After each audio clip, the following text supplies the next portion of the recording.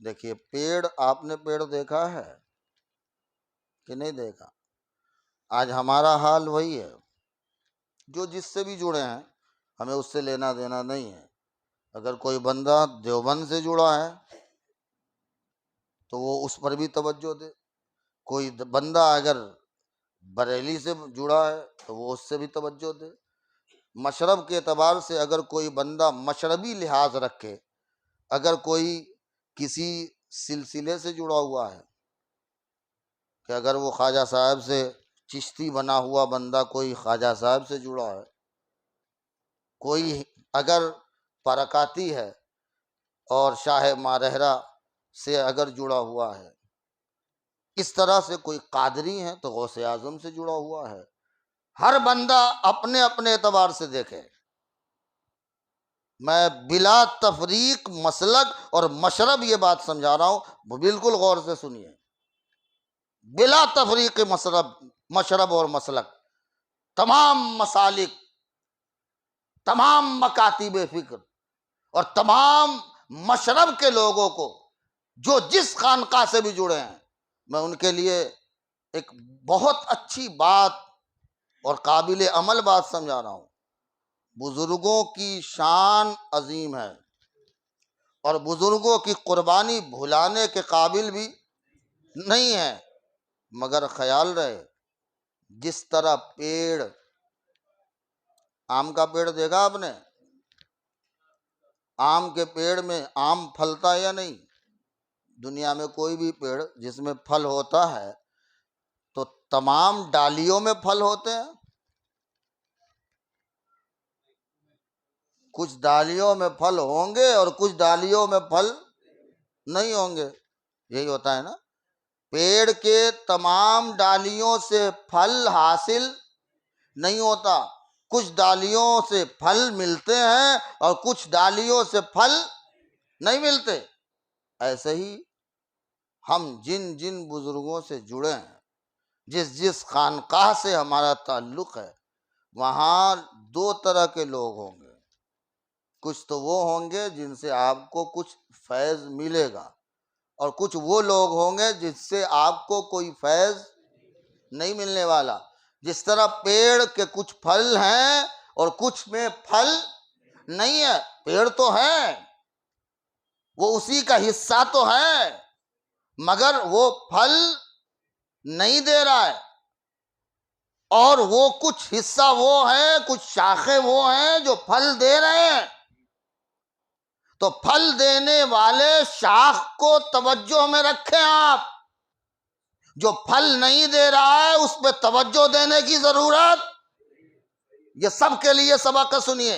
जो फल दे रहा हो उस पर तवज्जो देने की जरूरत है और जो फल नहीं देता हो उस पर कोई तवज्जो देने की जरूरत नहीं है। आपको अगर कोई तकसीम करने वाला तकसीम कर रहा हो तो आप जो दे रहा हो उस पर तवज्जो देंगे कि जो सो रहा हो उस पर तवज्जो देंगे? जाहिर है जो तकसीम कर रहा है उस कासिम नेमत पर आपकी तवज्जो होगी। तो याद रहे, हर सिलसिले में कुछ लोग वो हैं जिनसे फैज मिलता है, कुछ लोग वो भी हैं जिनसे कोई फैज नहीं मिलता। तो हमारा फोकस उन पे होना चाहिए जहां से हमें फैज मिल रहा है।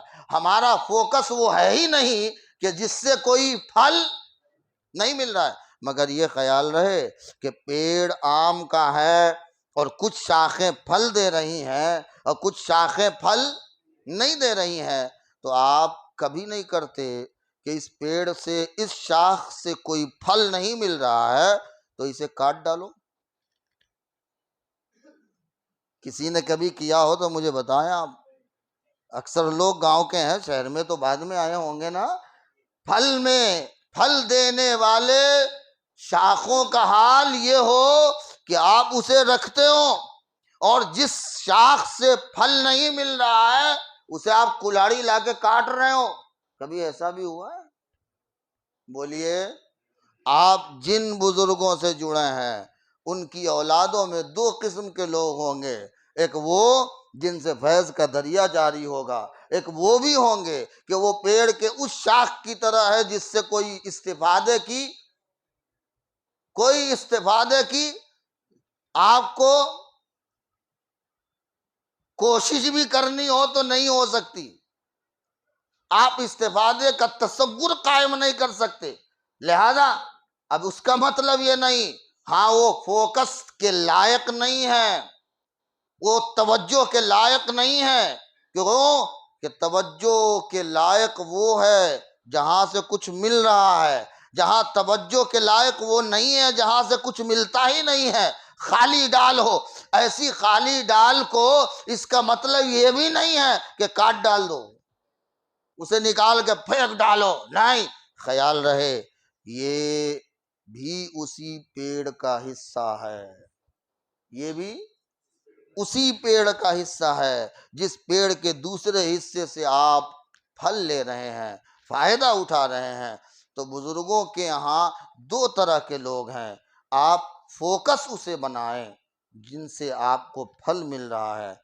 वो लोग जिनसे फल नहीं मिलता है, काटने की कोई ज़रूरत नहीं है, हाँ उन्हें फोकस बनाने की ज़रूरत नहीं है। तवज्जो उधर होनी चाहिए कि जिधर कुछ मिलता है, जिधर कुछ मिलने की उम्मीद नहीं है उसको फोकस बनाने की ज़रूरत भी नहीं है। तो इसका भी ख्याल रहे। और तीसरी बात जो 2 मिनट में आपके गोश गुजार करूं वो ये कि हमेशा ख्याल रहे कि जो कहने वाला कह रहा है, जो कहने वाला कह रहा है वो भले किसी ओहदे पर हो, ख्याल रहे, जो कहने वाला कह रहा है, जो कहने वाला कह रहा है, मैं आपसे बातें कर रहा हूं ना, किसी ओहदे पर हूं, मैं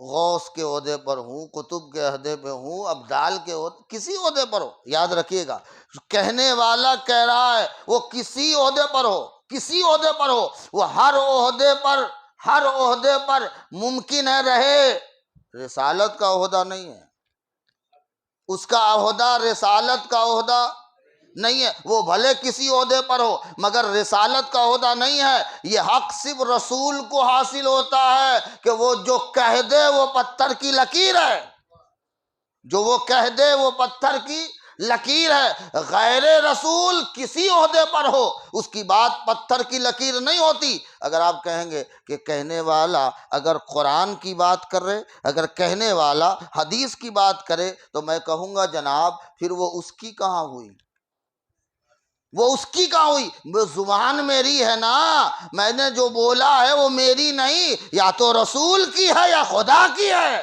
तो वो मेरी नहीं हुई। तो याद रहे कहने वाला कोई भी हो, किसी ओहदे पर हो, वो रसूल का ओहदा लेके नहीं बैठा है कि जिसकी बात आखिरी होगी और जिसको माने बगैर कोई मुसलमान नहीं होगा।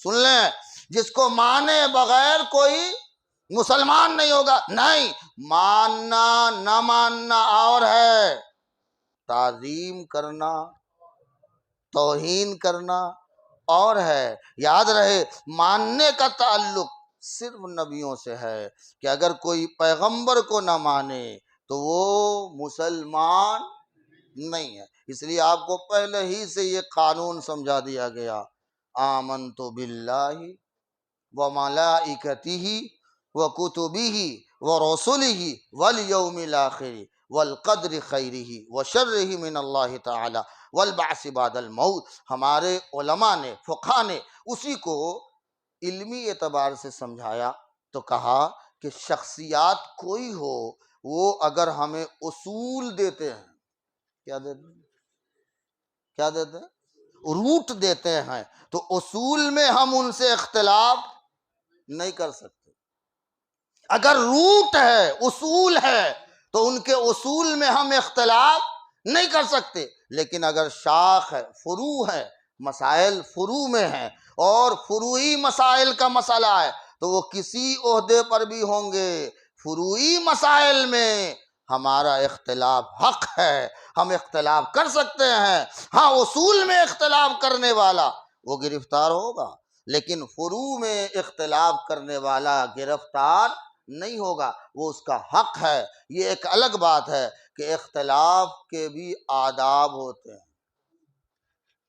इख्तिलाफ के भी आदाब होते हैं, बगैर आदाब के अब बेअदबी में इख्तिलाफ शुरू कर दे, या अगर कोई बंदा देखा कि ये इख्तिलाफ कर रहा है तो फिर उस पर वो फतवे लगाना शुरू कर दे। समझ रहे हैं मेरी बात?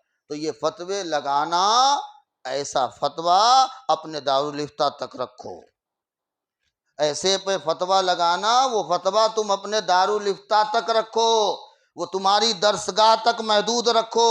दरसगाह से बाहर ऐसे फतवे की तुम्हारी कोई ज़रूरत नहीं है, क्योंकि ये उसूल हमारे अकाबिर और सलाफ ने बना दिया है, और वो उसूल जो बनाया हुआ है उससे इख्तिलाफ कोई नहीं करता। अगर फुरू में मसाइल में इख्तिलाफ करता है तो वो उसका हक है, वो फुरू में इख्तिलाफ कर सकता है, मगर इख्तिलाफ करने वाला ख्याल रहे कि वो आदाब का ख्याल रखे, अदब में इख्तिलाफ करे।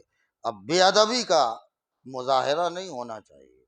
लिहाजा आप बुजुर्गों से इख्तिलाफ भी कर सकते हैं, ये आपको हक है। सुनिए, आपको हक है कि आप बुजुर्गों से, अकाबिर से, उनके नजरियात से आप इख्तिलाफ कर सकते हैं, लेकिन वो नजरियात अगर उसूल से मुताल्लिक हैं, रूट से मुताल्लिक हैं, तो फिर आपको कोई इख्तिलाफ करने का हक नहीं है। लेकिन फुरू से मुताल्लिक है तो इख्तिलाफ करना आपका ज़ाती हक बनता है। अब इख्तिलाफ करने के बाद कुछ जो चिपिद्दी के शोरबे फतवे लगावे, तो वो उन गधे के फतवों को कहिए तू अपने मुंह पे मार ले, तुम्हारे फतवे की हमें कोई ज़रूरत नहीं है। हमारा नाम अल्लाह उसके रसूल ने रखा है, और अल्लाह उसके रसूल ने कानून दिया है कि हम मुसलमान हैं, हम मुसलमान हैं, हमको किसी के सर्टिफिकेट की जरूरत नहीं है। कोई ये कहे कि नहीं हम सर्टिफिकेट देंगे तब मुसलमान रहोगे, कोई ये कहे कि हम देंगे तब तुम सुन्नी रहोगे, तो जा तेरी सुन्नियत तुझे मुबारक हो। कोई अगर ये कहता है हम इस्लाम के सर्टिफिकेट दे और सनद दे तब तुम मुसलमान कहलाओगे, ऐसा इस्लाम तुझे मुबारक हो, क्योंकि ये तेरा इस्लाम होगा, ये तेरा अहले सुन्नत का किरदार होगा। हमारे पास जो इस्लाम है वो अल्लाह रसूल का दिया हुआ है, हमारे पास जो अहले सुन्नत का किरदार है वो सहाबा और अहले बैत का दिया हुआ है। हम उस एतबार से हैं तो हम सुन्नी भी हैं, हम मुसलमान भी हैं, और उस एतबार से नहीं है तो फिर ना हम सुन्नी रहे ना मुसलमान रहे। इसलिए हमें किसी की सर्टिफिकेट की ज़रूरत नहीं है। अल्लाह से दुआ कीजिए सदाए साज आए ना आए।